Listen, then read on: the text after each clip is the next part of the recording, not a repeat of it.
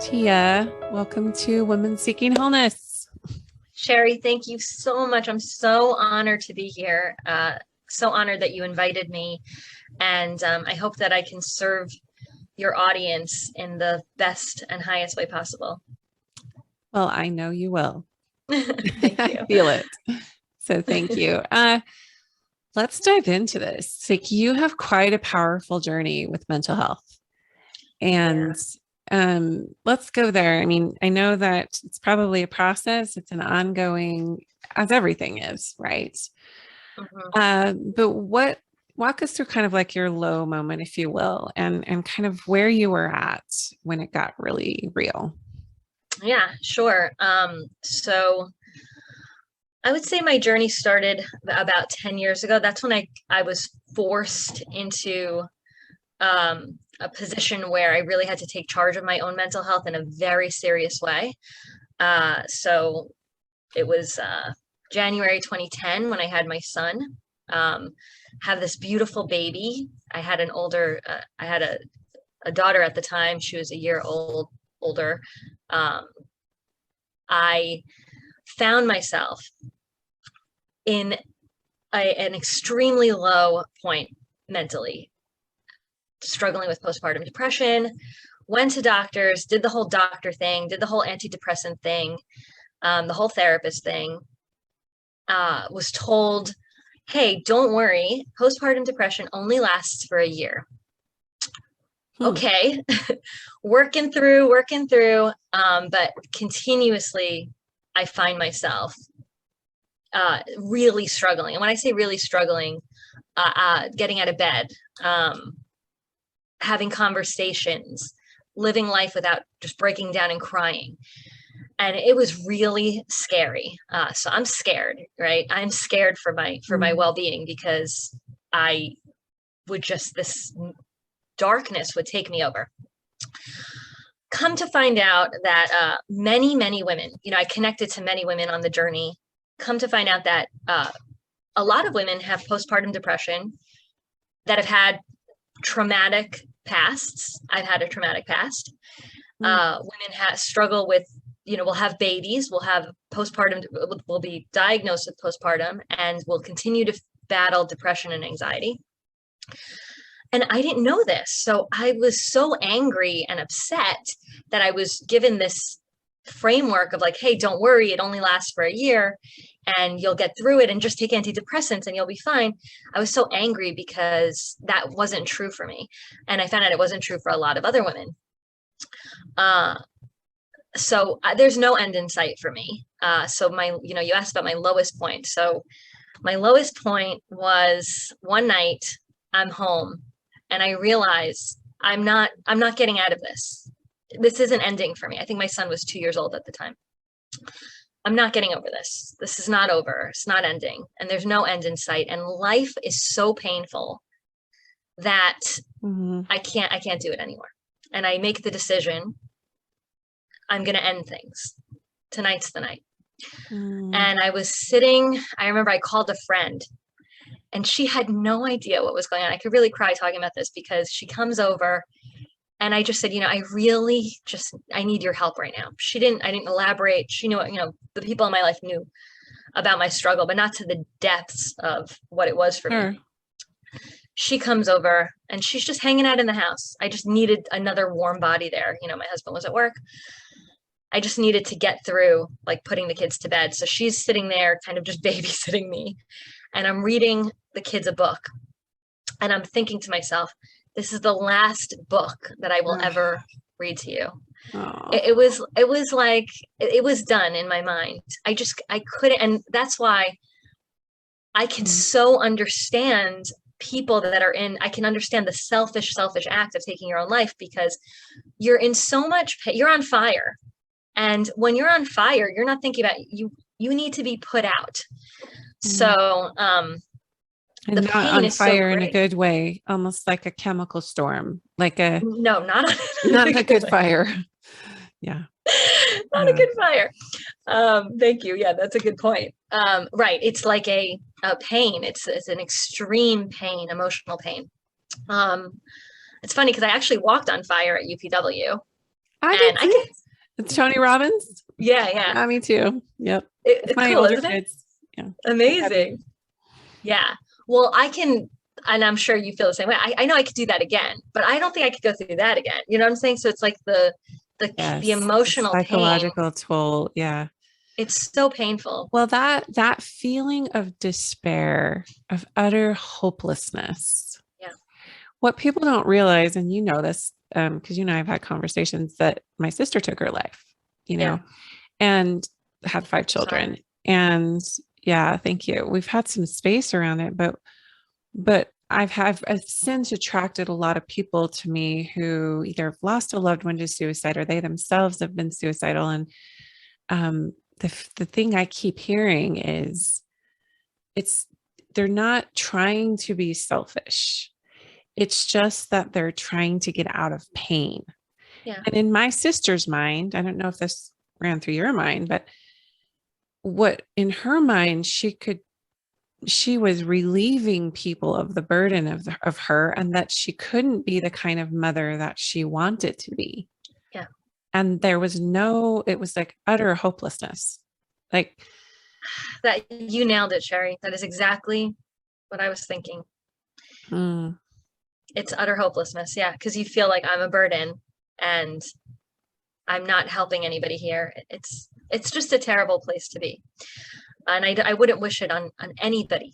And I'm so mm, sorry that your sister had to go through that and that she, in the end, uh, there was no way out for her because for me, what got me out was I guess I was diagnosed with bipolar disorder. So I would kind of shift out of that headspace and it was traumatic. Like I would really from one minute to the next. So somehow I made it through. Well, my husband was supposed to go out that night and that's when I was going to end my life. and then you were saying your friend like called you or came over or So I had a friend, she came over. I didn't tell her what was going on because I didn't want her to know. I didn't want anyone to know. So she had left and my husband came home and she had left. And what the plan was, my husband's going out, he's gonna leave, I'm gonna whatever, take a bottle of pills. And he was about to leave. His hands on the doorknob and he's going out and the kids are down and I'm ready. I'm in that space, like this is what's gonna happen. And he turns around and says, you know what, I'm not gonna go out tonight.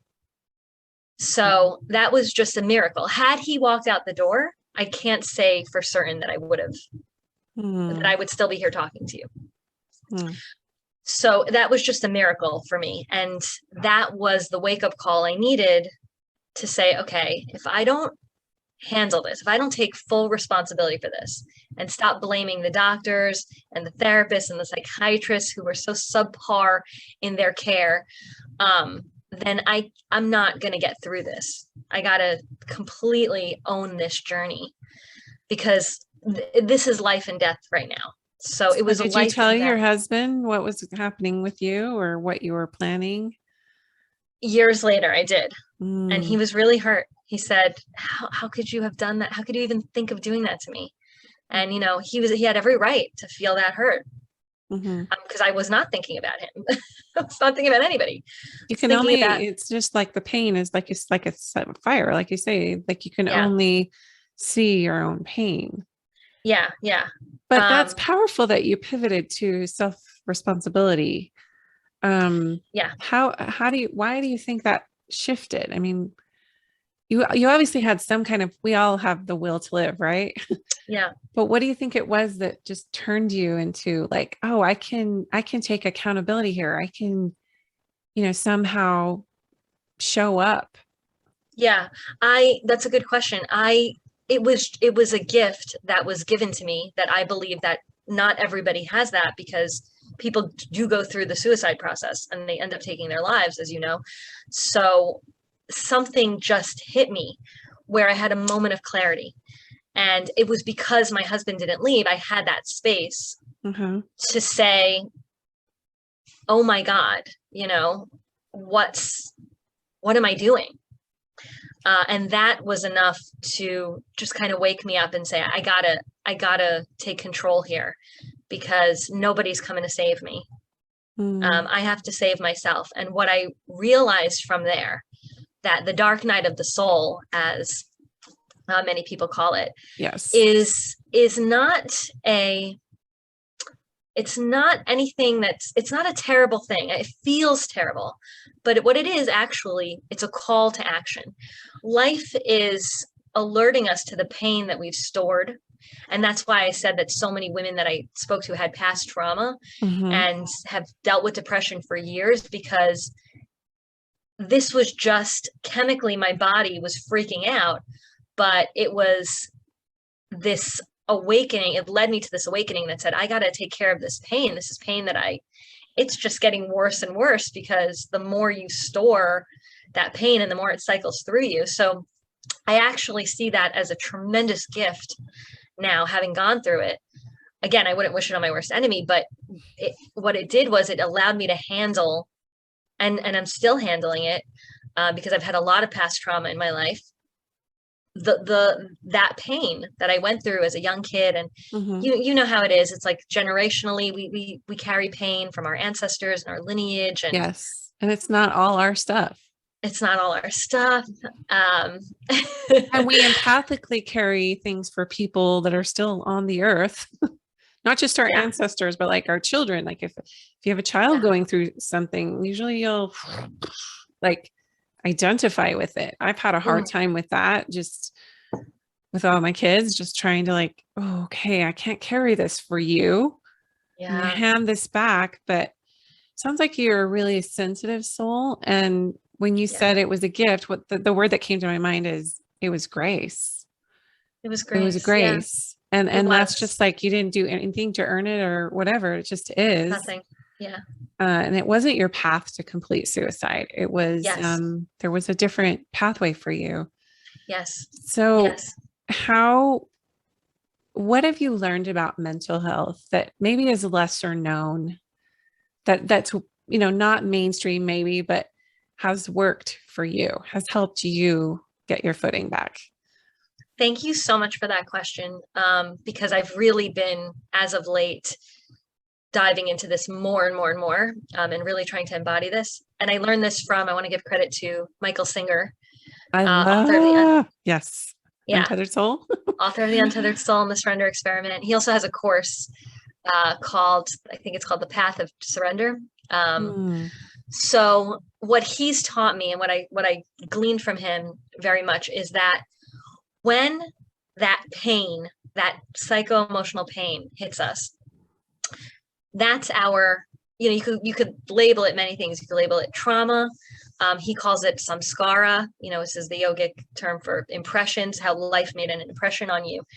But it's basically stored pain, stored energy that happened to us years ago through some event, outside event, that we interpreted as painful or hurtful. And it was so uncomfortable that we did not allow that event to fully pass through us, to really experience that event fully. We resisted it, and we stored that pain. So when that pain comes up, it hurts, because it was stored with Yeah. pain. It's painful. And sometimes more energy gathers into it, right? Yes, right. Gets That bigger. energy. Yeah. Yes, 100%. And that those patterns cycle, because they're not able to fully come up, the energy cycles back around, and we find ourselves in these behavioral patterns and these emotional patterns. And that's what that is. It's like the energy, it cannot release, because the heart isn't open to it, because we're resisting it. It hurts. It's so uncomfortable. And that's not our fault. However, when it comes up, what that is, even though it feels painful, what it actually is, the truth of what it is that's an opportunity to release that, of which what we stored. Mm. Otherwise, it wouldn't be surfacing. Otherwise, it wouldn't be Your surfacing. That's body's exactly so right. intelligent. It knows timing and like, oh, I cannot tell you, Tia, how many people I've met who have had past trauma and maybe they just forgot about it, shelved it, Yeah. stuffed it, repressed it. But then it isn't until they're in a safe zone in their life, like they have emotional safety, maybe they're in a safer relationship, or maybe they're settled in somehow to themselves, Mm-hmm. then that's when the body is like, oh, she has supports around her. Now is the time for this to come out. Oh, that And is then so they beautifully blame, said, and that Shar. person blames themselves. They're like, what's wrong with me? I have a great life. I have people who love me. Why am I suicidal right now? You know? You're so articulate in that. You nailed it. You nailed it. That's right. So it feels like what it feels like is I can't handle this. I remember saying, when I went through postpartum, I would say my husband would leave to work every morning. I would say, you're leaving me. It's like I'm a paraplegic and you're leaving me in a wheelchair with these two kids. I cannot do this. Mm, And that's what it feels like. And I'm not taking that away from anybody. I get that. But what's actually happening is like what you said, because you're experiencing it, that actually means that you can handle it. Your brain is mm, shedding light on this pain now, whereas before it was repressed and it wasn't coming up. yes. So what a beautiful way of saying it. So that's how I look at it. That's my relationship now. And that's how I got into relationships, because I had a relationship with this pain. And it was an Mm. unhealthy relationship where it was living inside me. And we were the odd couple where I was like, what the, can I Yeah. curse? I can. Yes, you can What curse. the fuck? Why That's the why best do I word for that right now. It's like, what am I doing right now? What is this? Yeah. What the fuck? Why are you here? Go away. Go away. And I hate you. And I hate myself that I feel this way. And I hate that I'm experiencing this. But I had to reframe my relationship. And I had a therapist at the time. He was actually my husband's addiction counselor. His name is Mike Mm. Pasternak. I don't know if he'll ever hear this, but he saved my life. And I don't know how he got me to this point in our therapeutic relationship, but I remember saying to him, I don't remember anything that he said to me. I just remember I said to him one day, so are you saying that I could be happy and depressed at the same time? Like I could be grateful that I'm having this experience and still feel all these feelings? And he was like, yeah, like that's what I've been trying to tell you. And I didn't get it Interesting. until that one moment. So I kind of thought about it like I saw a video of, are you familiar with Nick Santos? He has a much longer name, but he shortens it. No. Nick is a YouTube personality. He's on social media. He's an amazing soul. I saw him live at an event, and Nick does not have arms and he does not have legs, or he Oh, has he like, came and spoke at a doTERRA convention. Yes, I have. I know who he is. Yes. he's I amazing. was a blubbering mess when he was talking. I believe that. I mean, just the vignettes they did at the video vignettes of how he's moved through life since he was a baby with no arms and Yeah. legs. It's just, So yes. that beautiful soul also saved my life, because I would watch him and I would say, okay, I have a handicap, let's say this depression that I'm experiencing, it's my handicap. Okay, Nick has a handicap and look what he's doing. He's helping people, he's out there. So I kind of said to myself, you know what? This is my handicap. And it's so inspiring. I'm so inspired by people who can live with a handicap and be joyful in it and just find the joy of life and Oh, not allow that's that to. so inspiring. Yeah. Yes, there's actually a biblical scripture coming to my mind. Maybe I should share. When you come to a Please. space of acceptance, and maybe this is part of the surrender process, that Michael Singer talks about, but Mm. I love the surrender experiment. That's just an amazing, I have an Mm. Audible, but there's this biblical scripture of, I think it's Paul, where he's saying he has this quote unquote thorn in the flesh. Mm-hmm. And he gets to the space where he's just not even praying for it to go away because it's his teacher. And it's not how it's phrased in the Bible, but the idea is that you could expand on that, there are some things that we as souls, we incarnated to experience fully. And were those things to be taken out completely healing, let's just say, it wouldn't teach our soul everything, the whole spectrum of what we came here to learn. Mm-hmm. And so, sometimes the healing, right, is not to be status quo or in the normal range, whatever that is.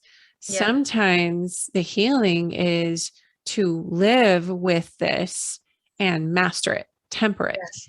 work with it. Let it, like you said, the fire, that reference metaphor, like let the fire move you. Because Yes. if you Yes. didn't have that fire, or didn't have that quote unquote inflammatory response in your body, Mm-hmm. then where's the growth? Mm-hmm. Yes. Oh, Sherry, that's so beautifully put.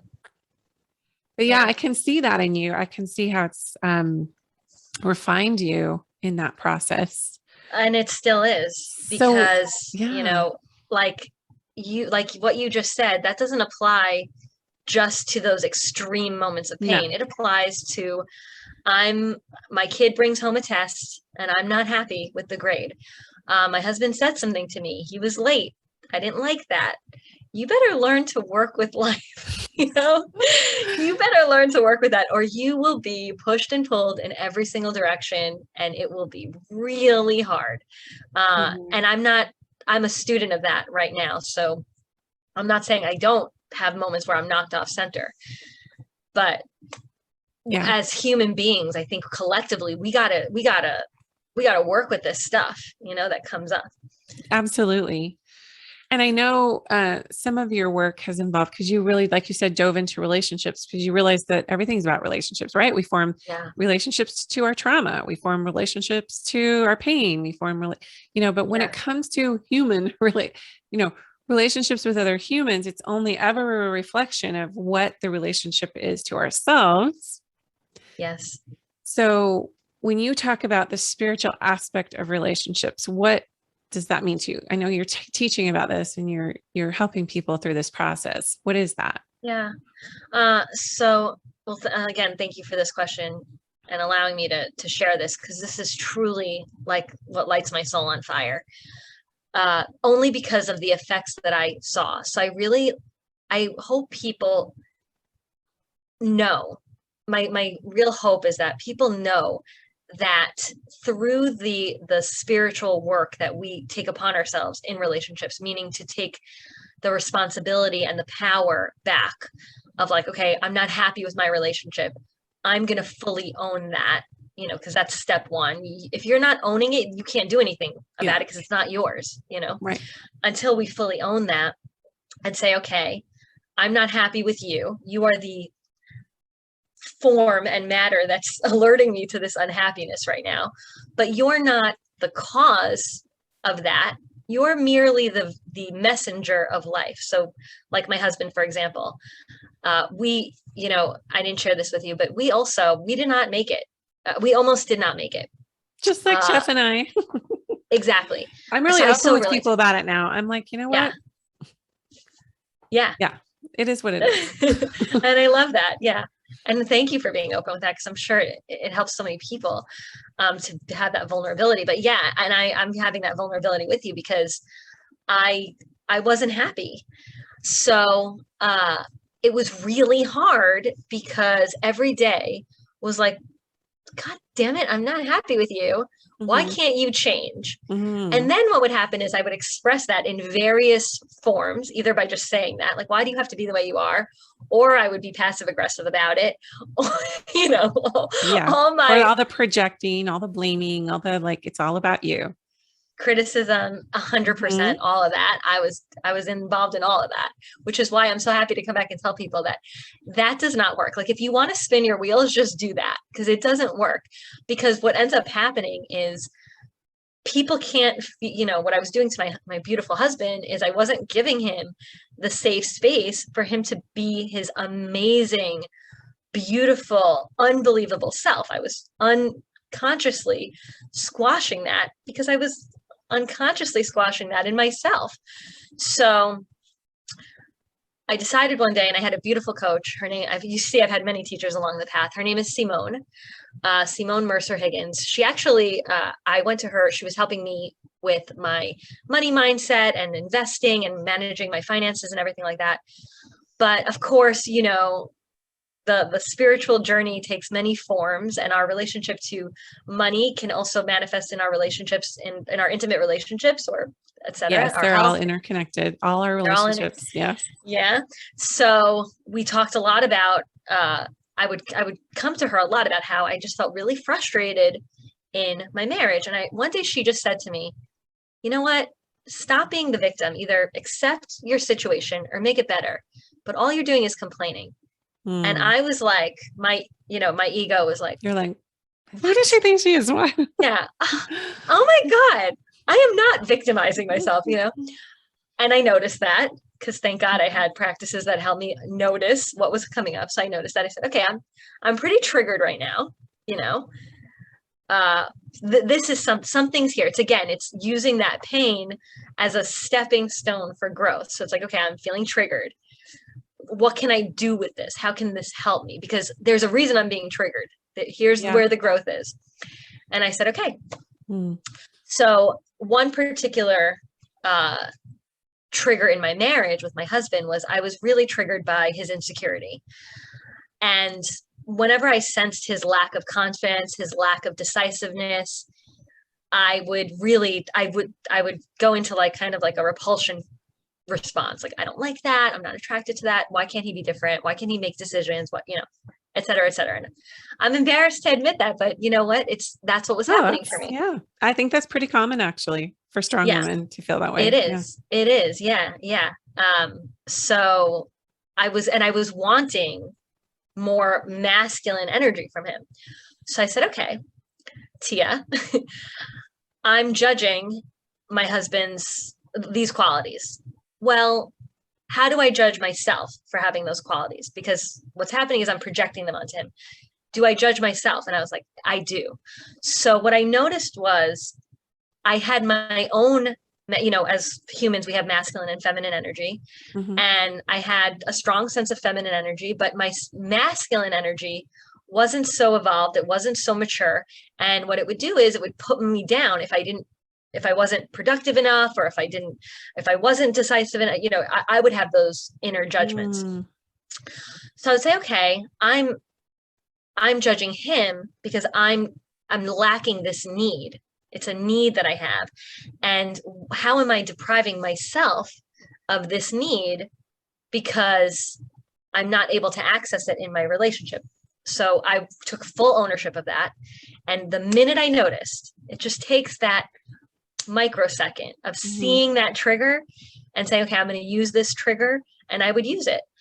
And oh my God, so what was happening was I was evolving, and I was releasing all this judgment on myself and all this lack of self-confidence within myself. And that was happening. And that was really beautiful because it allowed me to just fall in love with myself deeper and deeper. But what ended up happening with my husband, a byproduct of that, was he began stepping up in a way that I was like blown away. It was like he just made this 180.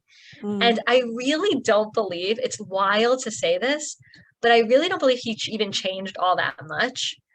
I think it Mhm. was just my perception of him. And then once I gave him the space Mhm. to just be himself, and I was fully loving of him because I was loving of myself, so I was able to give that to him.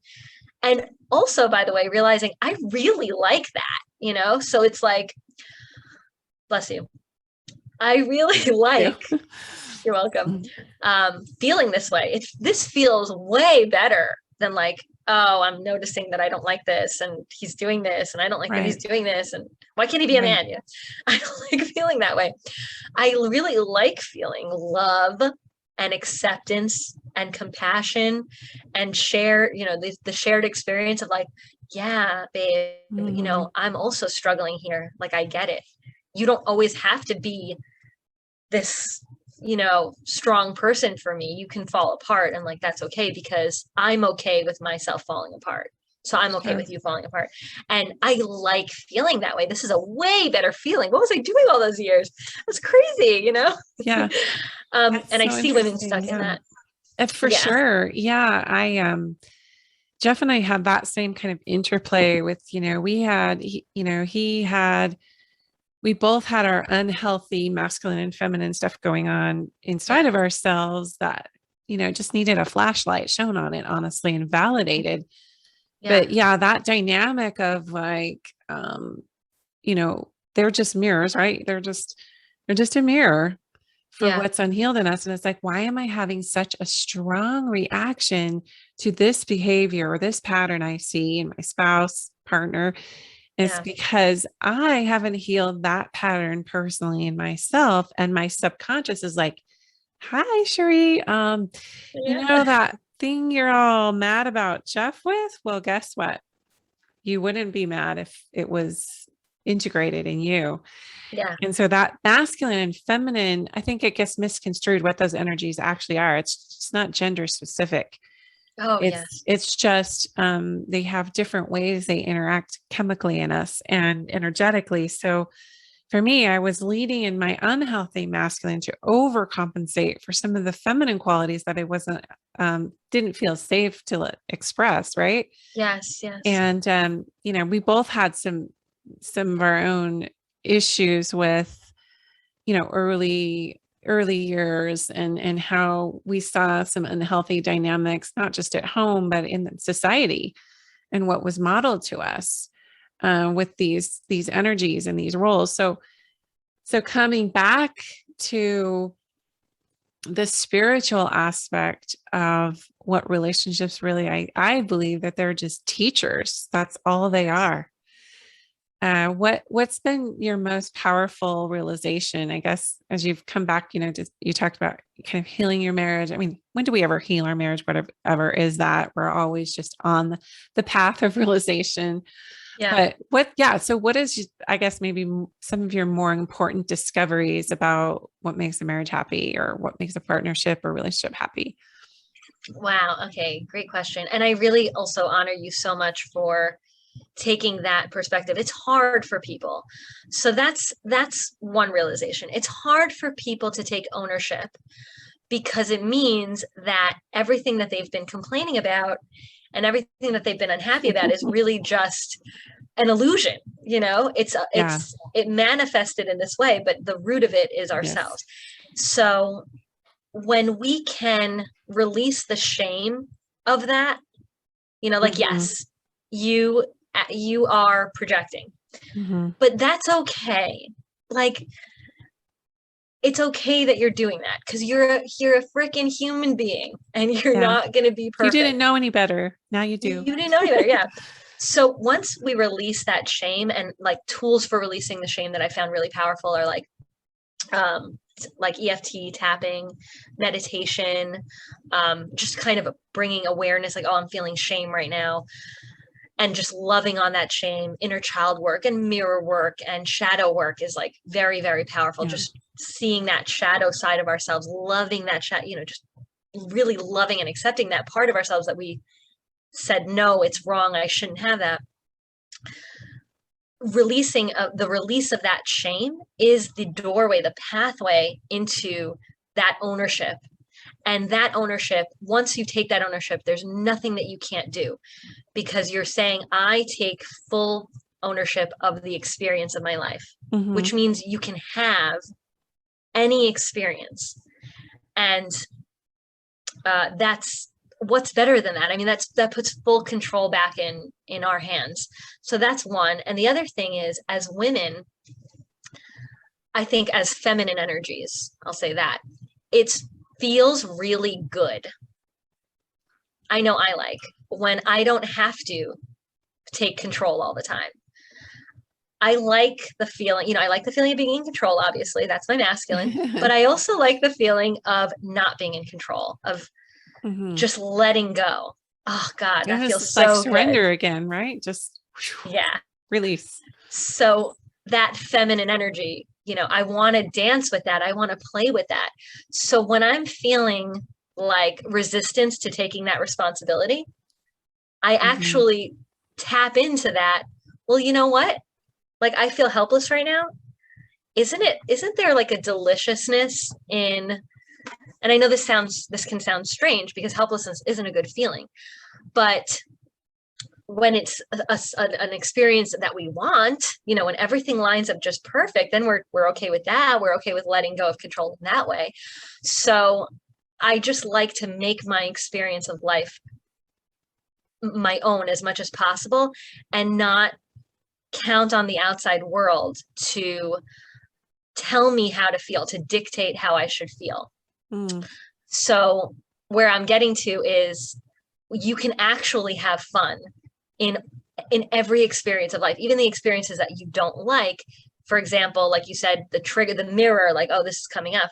Well, my attitude now is that when that comes up, and I got this from Mr. Singer, uh, get excited. Like, this is coming up, this pain, this trigger, this whatever it is, this discomfort, this is coming up so that you can release it. Yes. I don't want this, you Yeah, know? I think what happens is we identify with that feeling so much that we don't even have Yeah, the thought to have fun with it or to that's right. ask what it's teaching us, because we just go unconscious because it's so Oh, yeah. intense.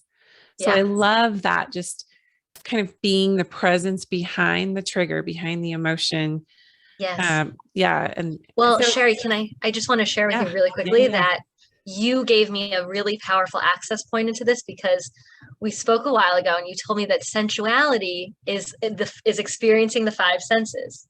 Mhm. And am I saying that accurately? Yes. Yeah. That's what being sensual is. Yes. It's not really sexuality. Yes. And that really hit me. And I have carried that for this entire time because what I've learned is that if I can actually get in my body, Mm. um, and just dance with the energy, sometimes it's really overwhelming for me. Like, I'm really uncomfortable, and okay, like, I want to move through that in the best way possible, and sometimes that just involves, like, okay, I need to take a bath, I need to, but if I'm actively working with those energies and actively releasing, or just as a practice, I want to be in my body connecting with my five senses, because that gives me that presence, that mindfulness to remain conscious Mhm. through. That's a pathway for me to remain conscious, where I can get behind the energy, I can work with it, and it doesn't feel so overwhelming. I don't Mhm. go unconscious, and I can actually remain present, which is that's how you work with it and release it.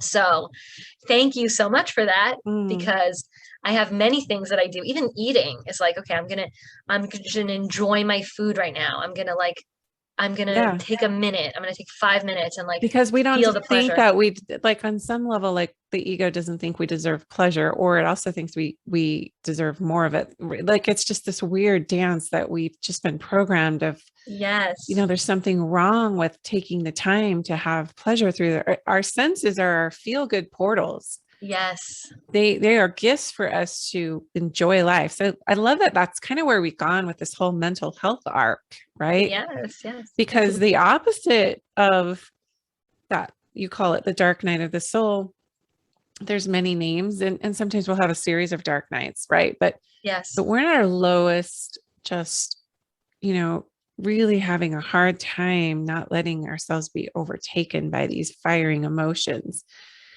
There's Yes. that. And then there's this other side of this spectrum of just feeling of contentment and joy, and life has such beautiful meaning, and there's so much Yes. grace that abounds.